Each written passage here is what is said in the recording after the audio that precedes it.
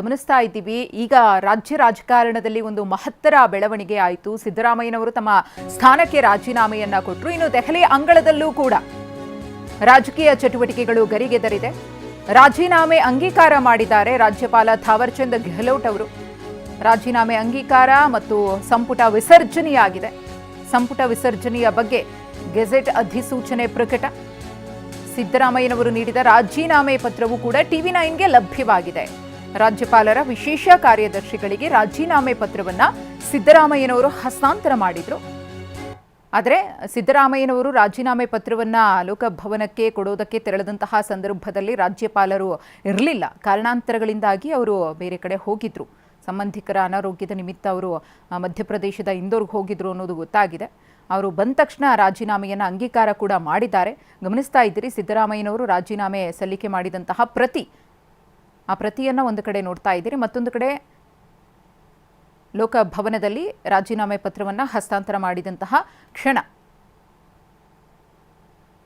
ಈಗಾಗಲೇ ಸಂಪುಟ ಕೂಡ ವಿಸರ್ಜನೆಯಾಗಿದೆ. ರಾಜೀನಾಮೆಯೂ ಕೂಡ ಅಂಗೀಕಾರ ಆಗಿದೆ. ಇನ್ನೇನಿದ್ರೂ ಹೊಸ ಸರ್ಕಾರ ರಚನೆಯ ಕಸರತ್ತು ನಡೆಯಲಿದೆ.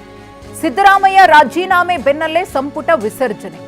ಸಚಿವರಿಗೆ ಹಂಚಿಕೆಯಾಗಿದ್ದ ಸರ್ಕಾರಿ ವಾಹನಗಳು ಕೂಡ ವಾಪಸ್.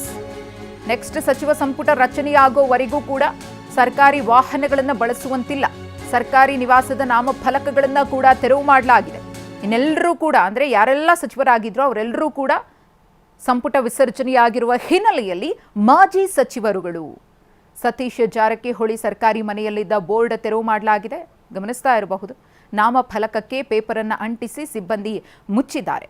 ನೆಕ್ಸ್ಟು ನೂತನ CM ಆಯ್ಕೆ ಆಗುತ್ತೆ ಶಾಸಕಾಂಗ ಪಕ್ಷದ ಸಭೆಯಲ್ಲಿ. ಅದಾದಮೇಲೆ ಸಚಿವ ಸಂಪುಟ ರಚನೆಯಾಗುತ್ತೆ.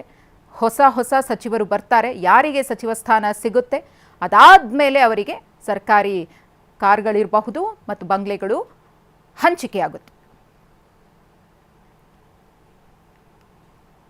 ಈ ಕುರಿತು ಮತ್ತಷ್ಟು ಮಾಹಿತಿಯನ್ನು ಕೊಡೋದಕ್ಕೆ ನಮ್ಮ ಪ್ರತಿನಿಧಿ ಕಿರಣ್ ಹನಿಯಡ್ಕ ಇದೀಗ ನೇರ ಸಂಪರ್ಕದಲ್ಲಿದ್ದಾರೆ. ಕಿರಣ್, ಒಂದು ಕಡೆ ಸಿದ್ದರಾಮಯ್ಯನವರ ರಾಜೀನಾಮೆ ಅಂಗೀಕಾರ, ಹಾಗೆಯೇ ಸಂಪುಟ ವಿಸರ್ಜನೆಯಾಗಿದೆ. ಮತ್ತೊಂದು ಕಡೆ ಎಲ್ಲಾ ಸಚಿವರು ಇದೀಗ ಮಾಜಿ ಸಚಿವರುಗಳಾಗಿದ್ದಾರೆ. ಅವರ ನಿವಾಸಗಳನ್ನು ವಾಪಸ್ ಪಡೆಯಲಾಗಿದೆ. ಇನ್ನೇನಿದ್ರೂ ನೆಕ್ಸ್ಟ್ ಸರ್ಕಾರ ರಚನೆ ಆದ್ಮೇಲೆ ಮತ್ತೆ ಎಲ್ರಿಗೂ ಕೂಡ ಸರ್ಕಾರಿ ಸೌಲಭ್ಯಗಳು ಲಭ್ಯ.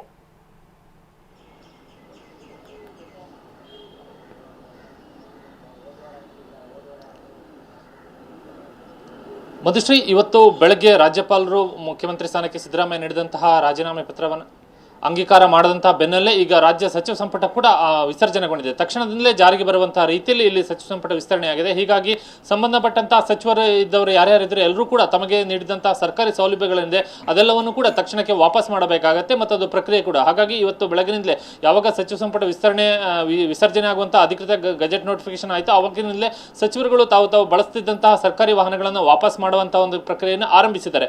ತಕ್ಷಣಕ್ಕೆ ಈಗ ವಿಸರ್ಜನೆ ಆಗಿರುವಂತಹ ಹಿನ್ನೆಲೆಯಲ್ಲಿ ರಾಜ್ಯ ಶಿಷ್ಟಾಚಾರ ಇಲಾಖೆ ಕೂಡ ಸಚಿವರುಗಳಿಗೆ ನೀಡಲಾಗಿರುವಂತಹ ಕಾರುಗಳನ್ನು ವಾಪಸ್ ಪಡೆಯುತ್ತೆ. ಹೀಗಾಗಿ ಮುಂದಿನ ಮುಖ್ಯಮಂತ್ರಿಯಾಗಿ ಪ್ರಮಾಣ ವಚನ ಸ್ವೀಕಾರ ಮಾಡಿದ ಬಳಿಕ ಹೊಸ ಸರ್ಕಾರ ಅಸ್ತಿತ್ವಕ್ಕೆ ಬಂದ ಬಳಿಕ ನಂತರ ಯಾರ್ಯಾರು ಸಚಿವರಾಗಿ ಪ್ರಮಾಣ ವಚನ ಸ್ವೀಕರಿಸ್ತಾರೋ ಅವತ್ತಿನಂದು ಆ ಹೊಸ ಸಚಿವರುಗಳಿಗೆ ಶಿಷ್ಟಾಚಾರ ಇಲಾಖೆಯಿಂದ ಮತ್ತೆ ಸರ್ಕಾರಿ ಕಾರುಗಳನ್ನು ನೀಡಲಾಗುತ್ತೆ. ಹೀಗಾಗಿ ಇವತ್ತು ಬೆಳಗ್ಗಿನಿಂದಲೇ ಸಚಿವರುಗಳು ತಮ್ಮ ಕಾರುಗಳನ್ನು ವಾಪಸ್ ಮಾಡುವಂತಹ ಪ್ರಕ್ರಿಯೆಗಳನ್ನು ಆರಂಭಿಸಿದರೆ ಸಚಿವರುಗಳ ಅವರಿಗೆ ನೀಡಲಾಗಿದ್ದಂತಹ ಸರ್ಕಾರಿ ಬಂಗಲೆಗಳಿಂದ ಅಲ್ಲಿ ಅಳವಡಿಸಲಾಗಿದ್ದಂತಹ ನಾಮಫಲಕಗಳಿಂದ ಅವುಗಳನ್ನು ತೆರವು ಮಾಡುವಂತಹ ಪ್ರಕ್ರಿಯೆಗಳನ್ನು ಕೂಡ ಅವರು ಆರಂಭಿಸಿದ್ದಾರೆ. ಹಾಗಾಗಿ ಇವತ್ತು ಬೆಳಗಿನಿಂದಲೇ ಸಚಿವ ಸಂಪುಟ ವಿಸರ್ಜನೆ ಆಗಿರುವಂತಹ ಹಿನ್ನೆಲೆಯಲ್ಲಿ ಸಂಬಂಧಪಟ್ಟಂತಹ ಪ್ರಕ್ರಿಯೆಗಳು ಅಂದ್ರೆ ಸರ್ಕಾರಿ ವಾಹನಗಳ ವಾಪಸಾತಿ, ಸರ್ಕಾರಿ ಸೌಲಭ್ಯಗಳ ವಾಪಸಾತಿ, ಈ ರೀತಿಯಂತಹ ವ್ಯವಸ್ಥೆಗಳಿಂದ ಅದೆಲ್ಲವೂ ಕೂಡ ಈಗ ಆರಂಭ ಆಗಿದೆ. ಈಗಾಗಲೇ ಈ ವಿಸರ್ಜನೆ ಮಾಡಿರುವಂತಹ ವಿಚಾರವಾಗಿ ರಾಜ್ಯ ಸರ್ಕಾರದಿಂದ ಗೆಜೆಟ್ ನೋಟಿಫಿಕೇಶನ್ ಕೂಡ ಹೊರಡಿಸಲ್ಪಟ್ಟಿದೆ.